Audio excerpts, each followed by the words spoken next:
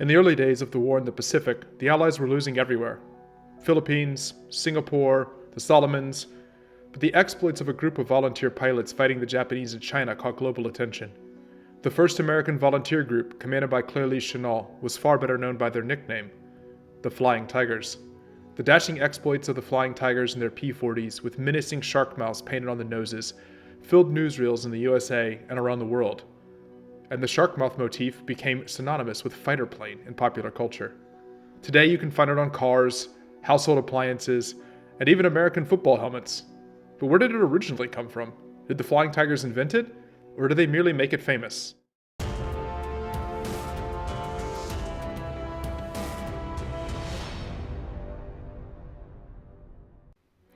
Early fighter planes were often powered by busy radial engines, and the exposed cylinders, exhausts, and radiators did not create a clean canvas for aggressive nose art like a shark mouth. This meant that the very first painted mouths and faces were the realm of bombers and scout planes, who often had multiple engines or were built in a pusher configuration like this French Maurice Farman MF-11. As the war progressed though, the introduction of inline liquid-cooled engines and monocoque fuselage construction meant that there were ample opportunities for a creative pilot or maintenance worker with a paintbrush. In Germany, the Roland C-2 was nicknamed Walfisch, or whale, and thus it probably makes sense that the first verifiable fish mouths on fighter-type planes show up as whale mouths on Roland C-2s.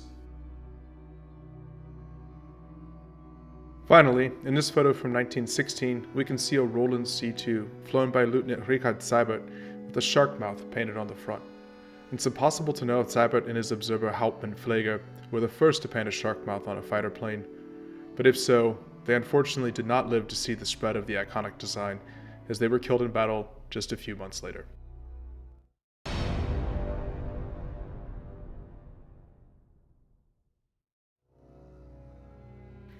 Between the world wars, the shark mouth appears to have largely lain dormant.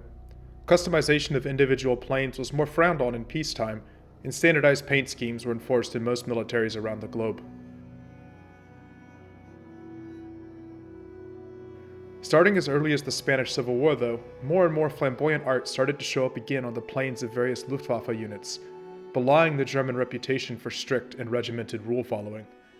Bf-110 heavy fighters, with their large blank noses bristling with machine guns and cannon, were a prime canvas, and a number of unique designs such as wasps and skulls appeared.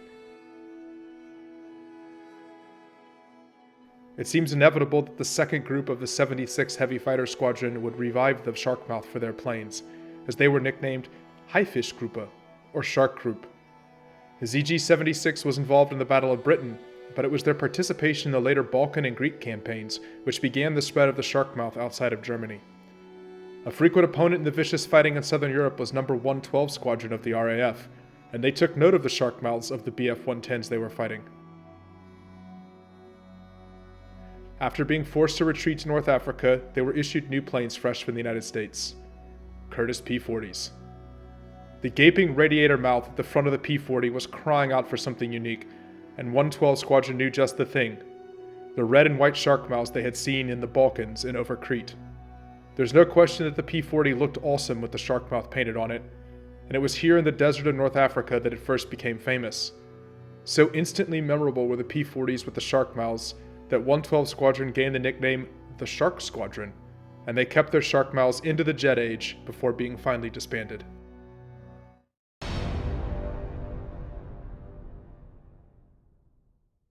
When a group of American pilots was recruited to form a volunteer fighter squadron in China to fight the Japanese before the US entered the war officially, the end result was a collection of young men who were naturally independent-minded and adventurous.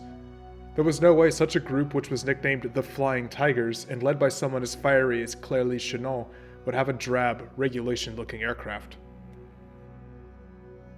In November 1941, while having dinner at a missionary's house in Burma before deploying to China, AVG pilot Charles Bond picked up a copy of the Illustrated Weekly of India, which had a striking photo on the cover.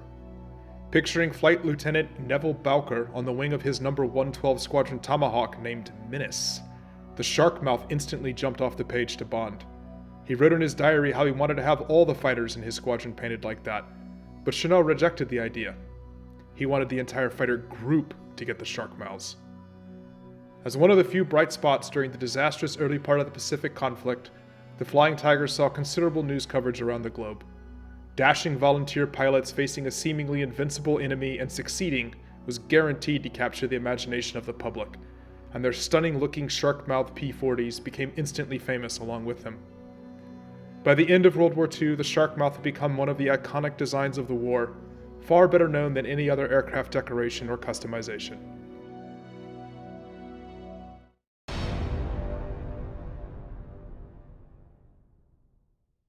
The successor to the American Volunteer Group is the modern 23rd Fighter Group of the United States Air Force, and they still have shark mouths painted on their A-10s, with the massive GAU-8 cannon adding an extra element to the motif.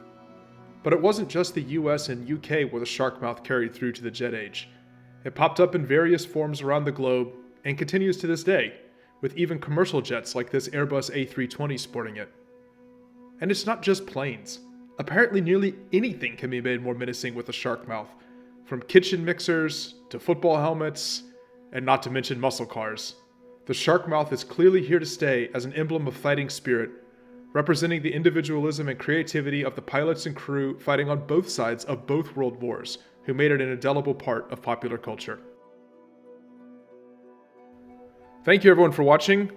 If you enjoyed this video, please leave a like, and subscribe if you want to get more videos like this one.